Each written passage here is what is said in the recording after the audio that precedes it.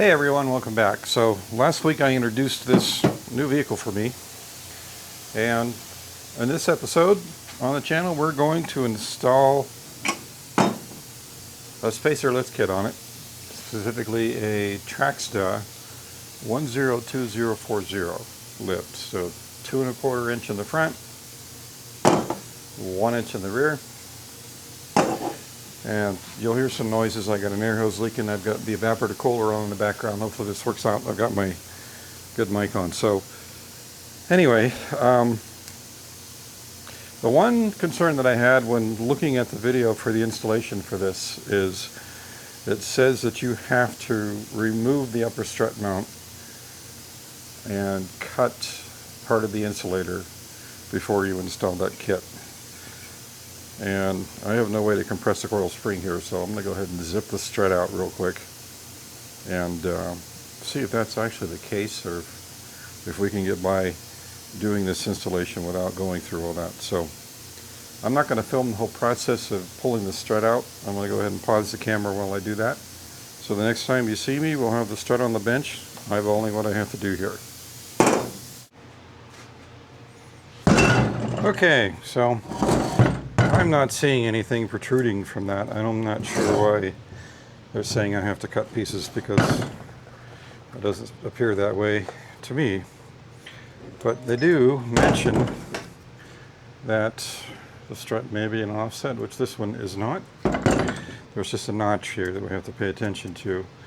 And then this will go right there on that notch. So notch to notch, no big deal. Now, luckily, since this is a 2¼ inch lift, I do not have to cut these studs down.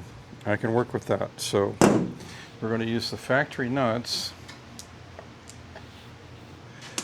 and just go ahead and mount the spacer with the factory hardware.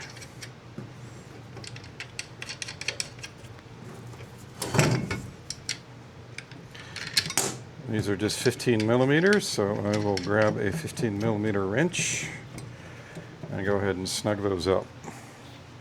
Okay, spacer's mounted to the top of the strut. I did take time and whack just a couple of threads off of these studs for the sole reason of being able to get a box end wrench in there, which made it a little bit easier to tighten. And now we just have to install the strut back in the vehicle, which I am going to do right now.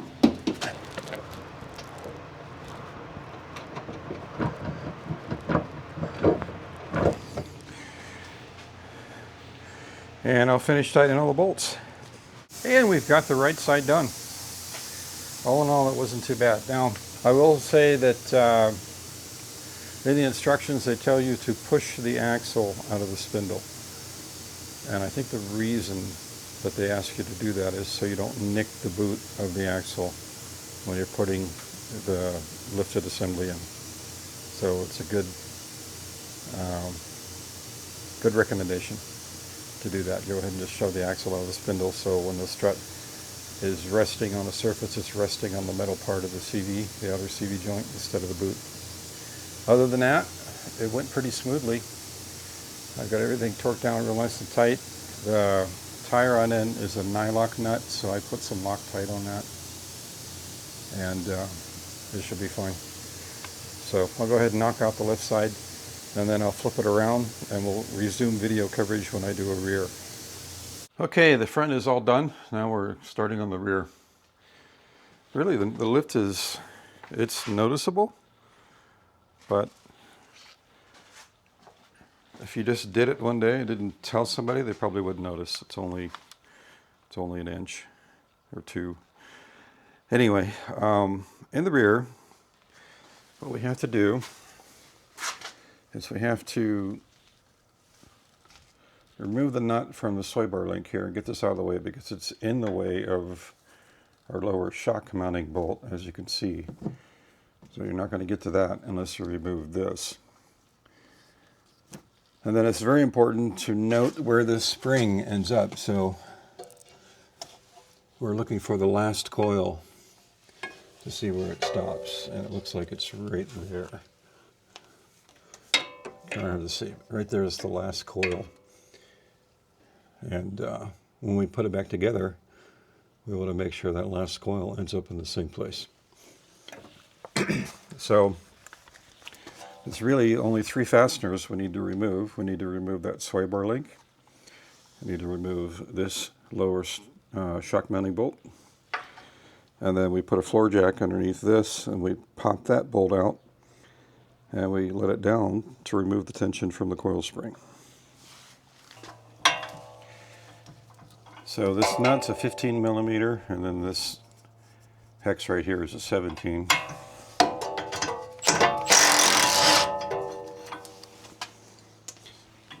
I'm just going to do that on the other side as well.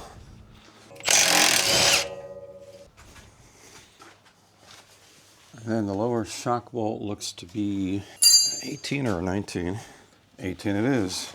Now for this step, I'm going to go ahead and put the floor jack underneath of it, because I don't know if it's going to drop down or not. So a good way to prevent any surprises is just to go ahead and take some of the preload off of the shock. I'm just going to take this up until I see it move. There, I saw it twitch. Let's hope my 3/8 gun has enough oomph to take this out. And it said no. So we'll bring out the big gun.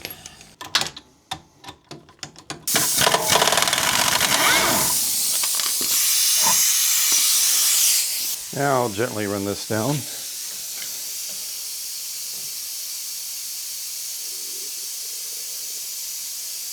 Okay, come over to the other side. And it looks like it's a 21.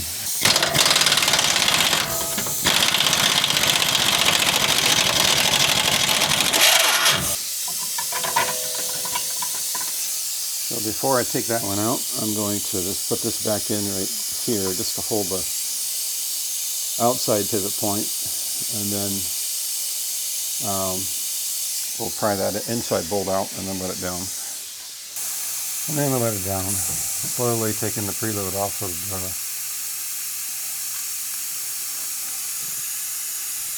oh, that didn't work what I expected it to.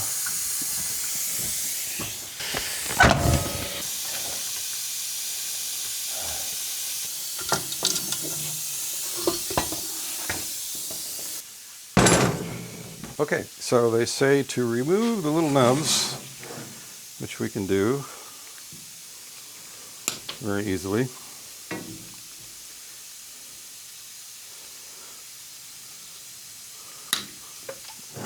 And then this coil spring spacer is just going to set right on top of that. Just like that. And then the whole assembly goes right back in. And then these brackets go on the shock. So we're going to slide that up into the shock, put the bolt that they supply in there, tighten it down, rotate it 90 degrees, and then drop it over the lower control arm mounting point and put the bolt, the factory bolt. Actually, no, we're going to use the factory bolt on the top since it has a captive nut. And then we'll use the supply bolt on the bottom to tighten it all down. So, pretty straightforward. Okay, now that we got all the way out of this, go ahead and pull that out.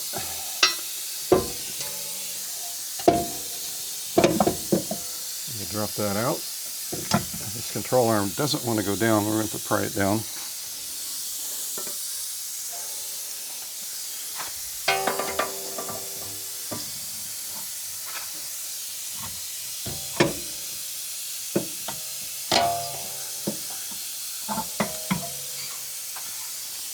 We'll slide in here.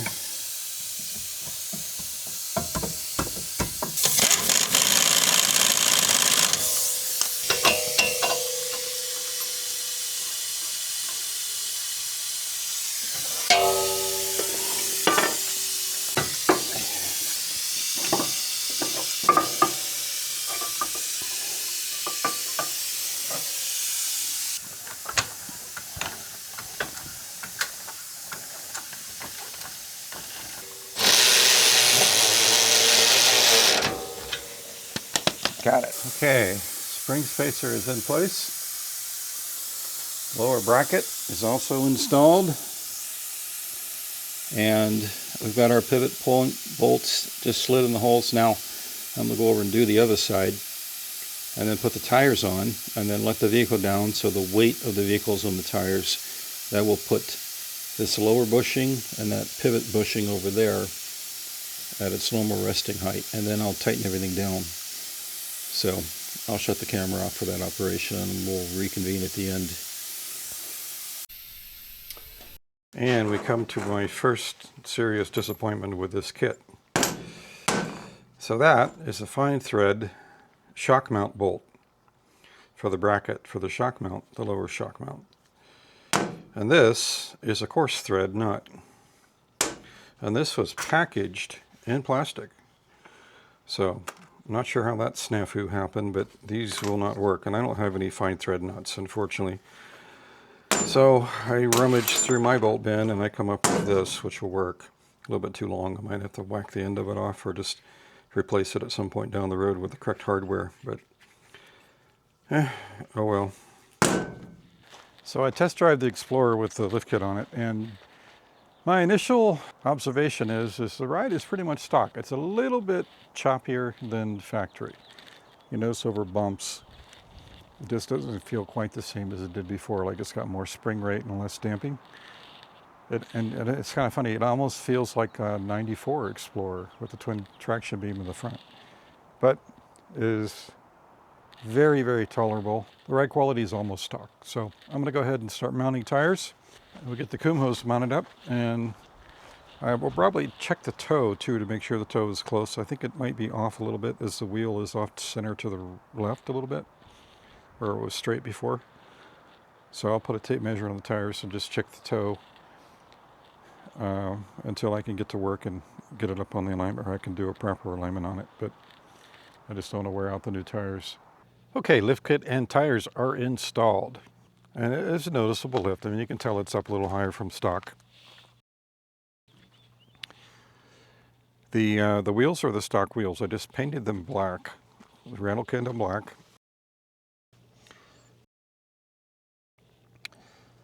And you can see this Kumho tread design looks aggressive, but it's actually quiet going down the road.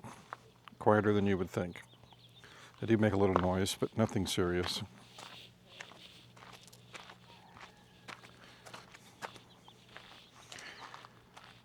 Okay, so the next step is to take it back out and do a post-modification evaluation. So let's do that now.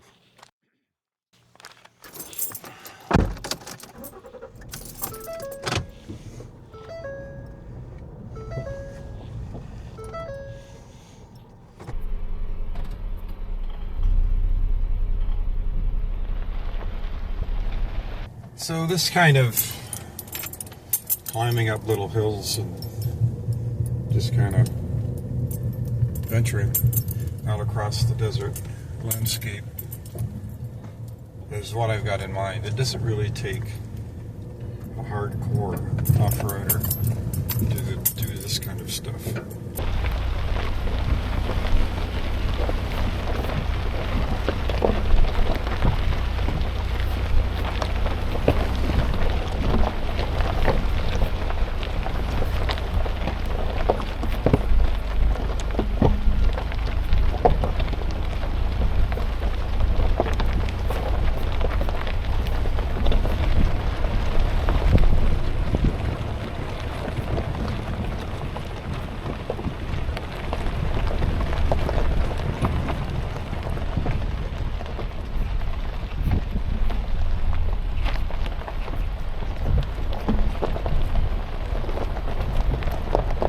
But this is the kind of stuff I like to do.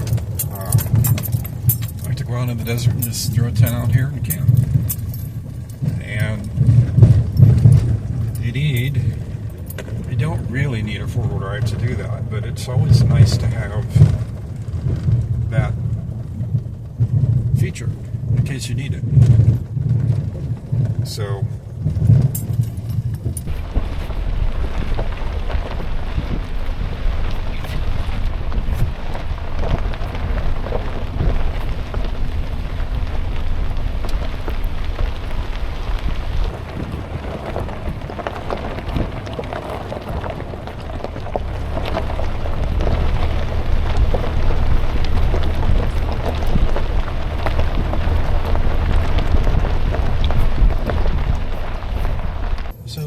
method for me to get to the top of some of these little molehills, molehills, whatever you want to call them, and enjoy the BLM land the way we're supposed to.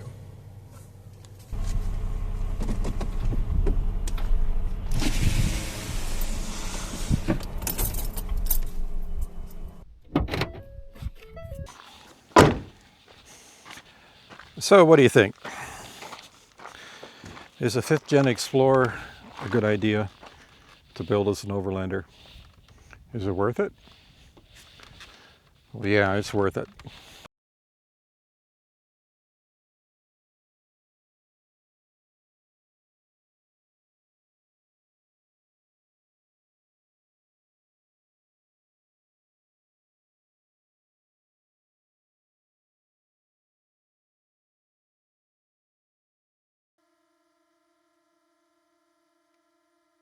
Thanks for coming out on this little adventure with me.